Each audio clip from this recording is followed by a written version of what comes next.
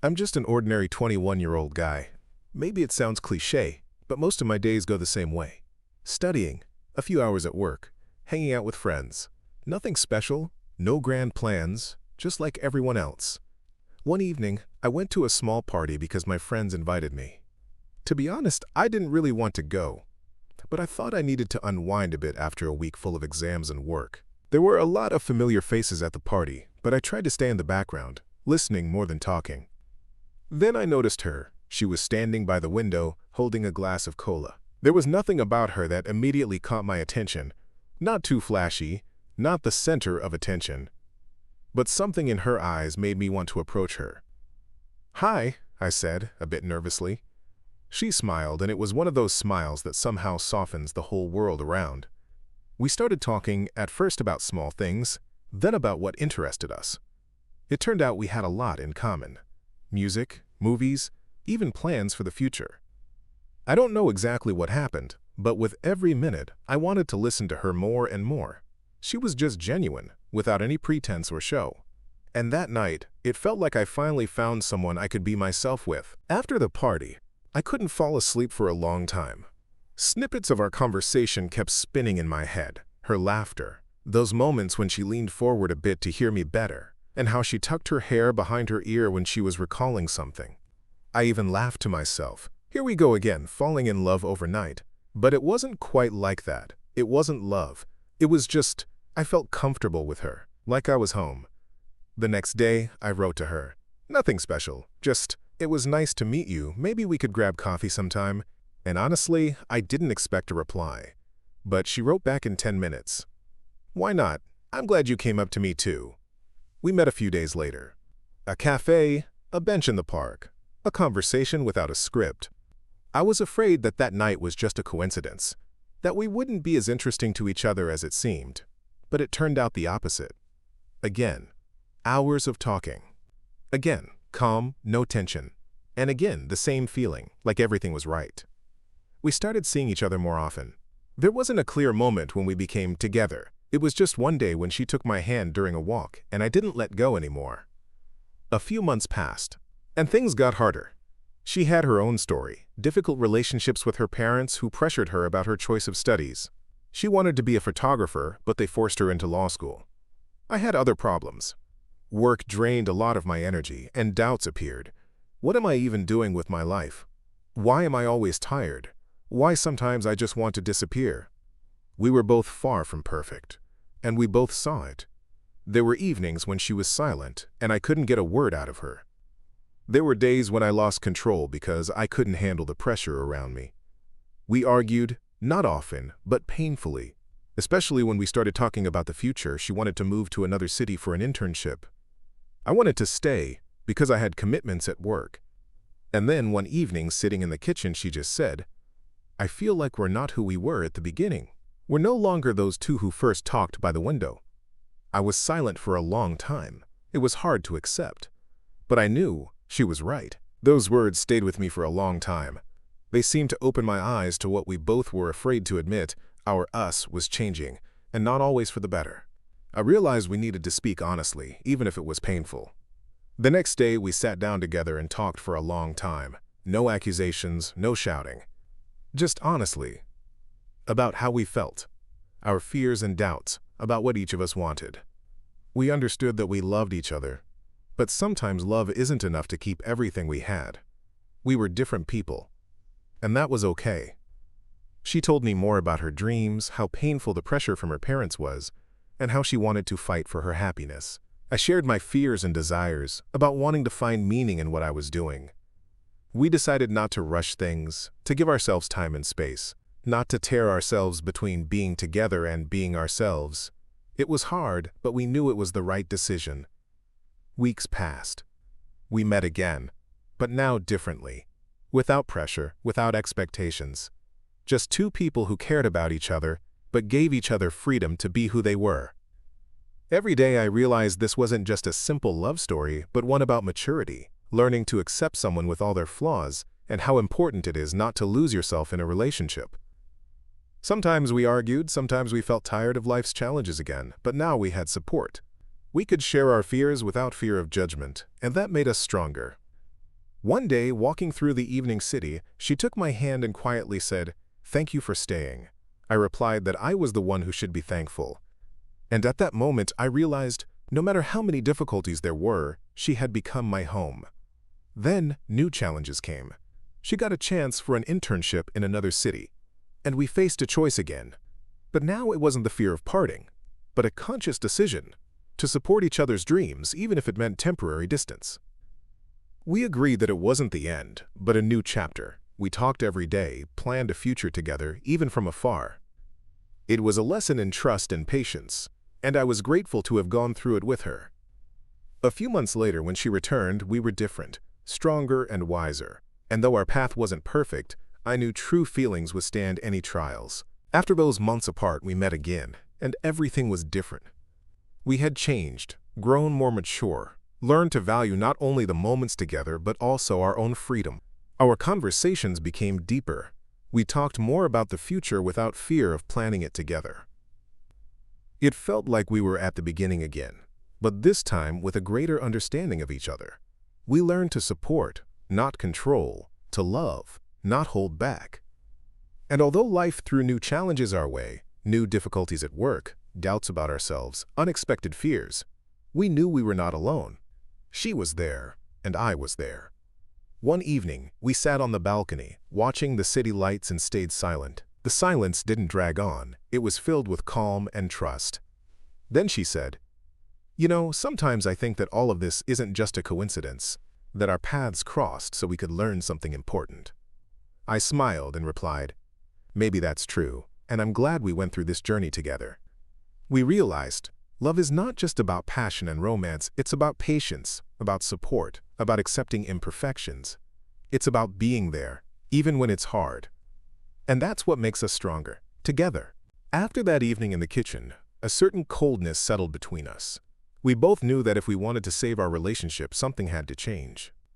And although the phrase, "let's have an honest talk," sounded cliché, that's exactly what we did. The following evenings were no longer about fun or everyday chores, but about talking, really talking about what we felt, our fears, and dreams. She opened up about the pressure from her parents, how hard it was to fight for her desire to become a photographer, and the doubts and insecurities that kept her awake at night. I shared my own struggles, exhaustion, disappointment with my job, and fear of an uncertain future. It wasn't easy. Sometimes the words hit like blows, but with every conversation, we grew closer. We learned to listen, not to interrupt or judge, but to support. She taught me not to fear my emotions, and I showed her that vulnerability isn't weakness. We started planning a future together, not with big ambitions, but with small steps, a weekend trip, looking for a new job, and learning photography. She returned to her camera and began taking her first photo shoots, and I started exploring new paths in my career. But life kept testing us.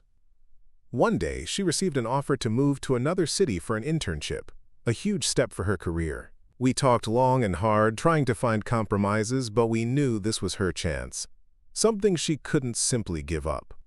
I supported her, though inside I felt fear and loneliness. We agreed that this wasn't the end, but a new chapter, where our feelings would be tested by distance and time. The first weeks apart were the hardest. Phone calls, messages, video chats, all that kept us connected. But with each day, I wanted more, to touch, see, and hold her. The feeling of missing the person you want to share everything with became a heavy burden. Over time, we learned to trust and not impose our fears on each other. She told me about new acquaintances, and I shared changes at work. We celebrated each other's successes, even when far apart. Then, 6 months later, she returned. She had changed, more confident, and I was calmer and more patient. Our meetings were no longer as carefree and easy as before, but they were precious. We learned to cherish every moment together.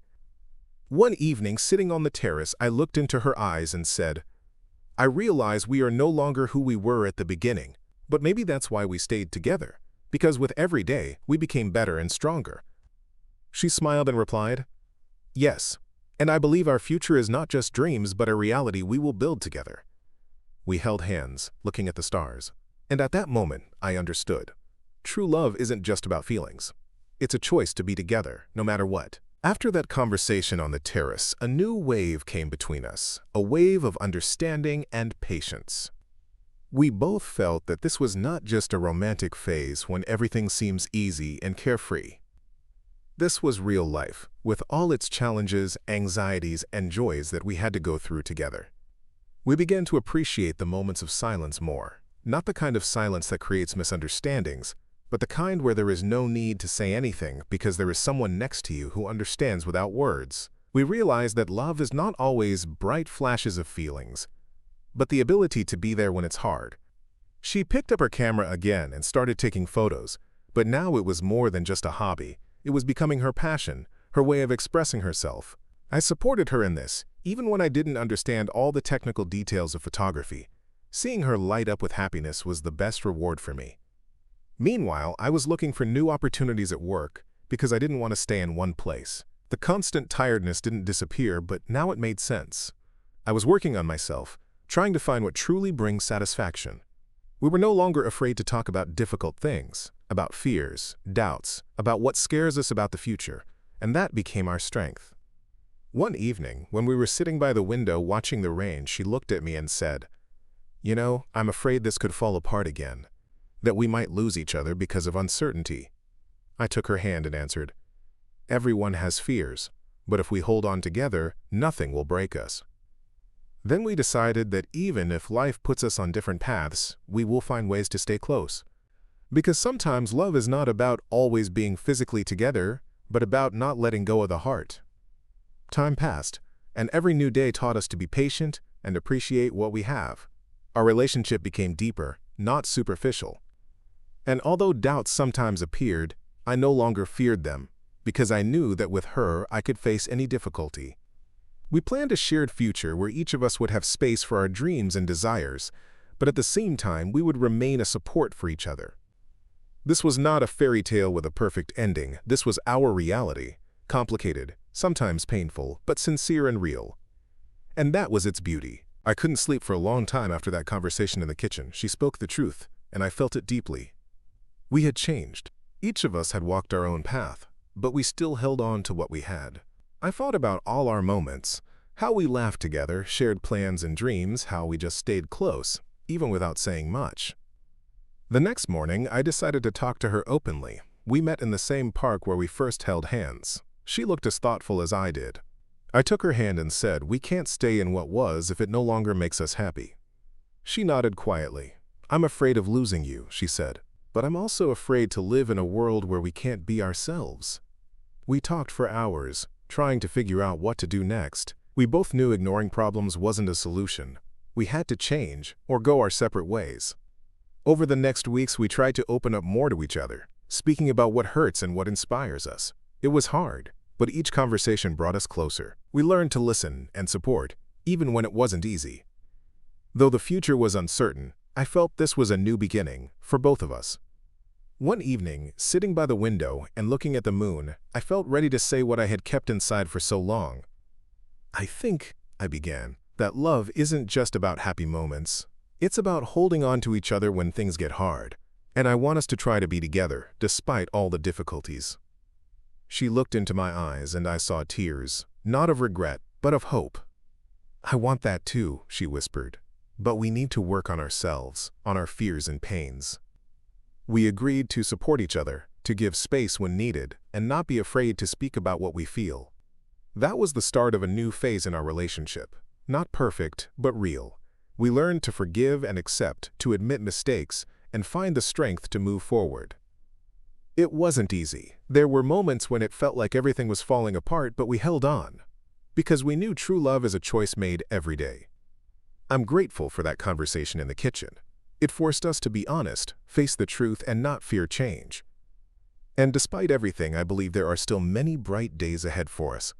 The following months were filled with new discoveries and small victories. We learned to understand each other more deeply than before. Sometimes it felt like progress was slow, almost invisible. But gradually our relationship grew stronger. I began to notice little things I hadn't noticed before. How she wrinkles her forehead when she's thinking, how important it was for her to feel support in moments of doubt, how she laughed at my silly jokes even when I felt insecure. She was changing too. Her eyes became brighter, carrying a new confidence. She talked more about her dreams and even planned small trips we could take together. We started looking for solutions to our problems together, not avoiding them but breaking them down step by step. It turned out to be harder than I expected. We had to work on our personalities, learn to listen rather than just wait for our turn to speak. One evening, while we were walking through the city at night, she took my hand and said, "I'm glad we decided to fight for us. It's not easy, but I feel like we're on the right path." I smiled and replied, "Yes, it's a real test, but together we can overcome anything." There were many moments when we doubted if it wouldn't be easier to just let go. But love, built on mutual respect and willingness to work on ourselves, proved stronger than fears and insecurities. We learned to forgive and admit our mistakes without unnecessary pain. Each of us discovered new sides of ourselves, both good and bad. And despite all this, we stayed close. One cool autumn day, we sat on a bench in the park, watching the yellow leaves slowly fall. She gently rested her head on my shoulder and said, "Thank you for staying." I answered quietly, "Thank you for not giving up." It was our small victory, not loud or visible to the world, but very important to us. We didn't know what the future held, but we were ready to face it together, with all its challenges and surprises. Life around us didn't stop. The world still demanded attention, time, and decisions. Work, meetings, daily responsibilities, none of it disappeared. But we learned how to balance the outer world with the inner space of our relationship. We began to care for each other in small, everyday ways. She would leave me notes wishing me a good day, and I'd bring her coffee from her favorite cafe, just because. These little gestures, once ordinary, now held special meaning. They were our quiet affirmations that we were choosing each other every day. I began to understand that love isn't something perfect or cinematic. It's work, but not the kind that exhausts, the kind you want to do. Because when you see your effort making the other person happy, it inspires you. We started spending more time together not only in joyful moments, but also in difficult ones. We learned to be present even when there was nothing to say. We learned not to escape into silence, but to accept it as part of our shared space. One evening she asked me, "What do you think we'll be like in a year?" I smiled, having wondered about that myself. "If we keep being honest with each other, if we keep working on ourselves and on us," I said, "then I see us in a little house that smells of coffee and comfort, where we still laugh at silly things." She leaned in and kissed my cheek. "That sounds like home," she whispered. And truly, we were building a home, not from bricks and cement, but from trust, support, shared mornings, and even arguments we learned to resolve with care. A few weeks later, we went out of town. A small wooden cabin at the forest's edge. No internet, just a stove, warm blankets, and quiet. There, among trees and the whisper of the wind, we realized another important thing. Sometimes the best thing you can do for a relationship is to step away from the noise of the world and truly hear each other. We cooked dinner together, played cards, shared memories, even sketched in notebooks. I saw a light in her eyes, not the illusion of happiness, but real warmth. Calm, quiet, strong, and in that moment I knew everything we went through had meaning. As we returned to the city, I held her hand tighter than usual, because all doubt had left me, not because we were perfect, but because we were real, and we were ready to keep walking this path together. A week later, on a calm Sunday morning, Emma and I were walking through the city center. The sun was shining, the air smelled like fresh coffee, and a jazz trio played gently on the corner. She held my hand like we had finally found something real, each other. We talked about the future. She dreamed of going to Seattle for a few weeks, just to clear her mind. I promised to join her once I took time off work. We laughed, we planned, even imagined what our home would look like in 10 years.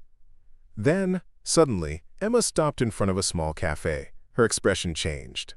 The smile vanished, replaced by something tight and frozen. "What's wrong?" I asked. She pointed at the window, silent. I turned to look. Inside sat a man, maybe mid-30s, military uniform, strong features, calm posture. His eyes met mine, then looked right past me, at Emma. He stood up. "Emma?" he said softly, almost unsure, I turned to her. Her hands were shaking. "You know him?" I asked, quietly. "That's Mark," she whispered. "My fiancé." My chest tightened. "He died. At least I thought he did. He disappeared 2 years ago. They said he was killed in action. I buried him in my mind." The man came closer. His eyes never left hers. "I looked for you for so long," he said. "I was captured. No ID. No way to contact anyone. They released me just a few months ago." I stepped back. This didn't feel real. Emma stood still, her eyes bouncing between Mark and me. Then finally she spoke. "Daniel, I don't know what to say. I love you, but I can't erase my past. He was everything to me, and now I don't even know what he is." The ground shifted beneath me. Just minutes ago, we were dreaming of a future together. Now it was fading, disappearing. "You don't have to decide now," I said, trying to keep my voice steady. "But if you go to him, I won't be waiting." She nodded, eyes cast down. "I understand."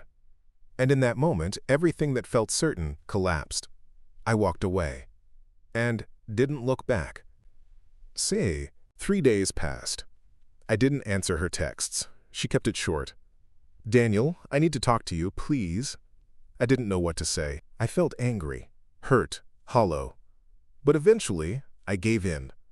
We met in the park that evening. It felt colder now, unfamiliar. Emma came alone. Her eyes were red. "I didn't go to him," she said right away. "I stayed alone. I've been thinking for 3 days. No sleep, no appetite. I couldn't choose until I understood the truth." "And what is it?" I asked, still not looking at her. She stepped closer. "I've been living in the shadow of memories. When I met you, I came back to life. What I had with Mark was love, but with you, I became myself." I stayed silent. "I can't go back to the past, Daniel, and even if I could, I don't want to. You're my present. And, if you're willing, I want you to be my future too." I looked at her. There was no weakness in her eyes, only strength. A woman who had faced pain and chose to fight. I took a step, then another, and wrapped my arms around her. "I want that too." And in that moment, everything made sense again. Not perfect, but real. 3 days passed. I didn't answer her texts. She kept it short. "Daniel, I need to talk to you, please." I didn't know what to say. I felt angry, hurt, hollow. But eventually, I gave in. We met in the park that evening. It felt colder now, unfamiliar. Emma came alone. Her eyes were red. "I didn't go to him," she said right away. "I stayed alone. I've been thinking for 3 days. No sleep, no appetite. I couldn't choose until I understood the truth." "And what is it?" I asked, still not looking at her. She stepped closer. "I've been living in the shadow of memories. When I met you, I came back to life. What I had with Mark was love, but with you, I became myself." I stayed silent. "I can't go back to the past, Daniel, and even if I could, I don't want to. You're my present. And, if you're willing, I want you to be my future too." I looked at her. There was no weakness in her eyes, only strength. A woman who had faced pain and chose to fight. I took a step, then another, and wrapped my arms around her. "I want that too." And in that moment, everything made sense again. Not perfect, but real. The day after the encounter with Mark, I woke up with a strange feeling of anxiety. My phone wouldn't stop. Strange messages, unclear calls. Emma tried not to show that she was scared, but I could see the shadow of fear in her eyes. The feeling that someone was watching us was growing stronger. We decided to contact the police, but they only advised us to be cautious and keep all evidence. Mark didn't just want to scare us. He wanted to control our lives. I realized this was not just a work conflict, but something much worse. One evening, returning home, we noticed someone following us in a car nearby. My heart was pounding, but we didn't panic. Emma quickly called a friend, and we stopped at the nearest gas station, waiting there until the police arrived. That night was a turning point for us. We realized we were no longer just a couple struggling with misunderstandings. We were a team ready to protect each other at any cost. In the days that followed, we searched for ways to get rid of Mark and regain our peace. It turned out he had a criminal record we didn't know about. That gave us some hope. If we could find the right evidence, we could take the matter to court.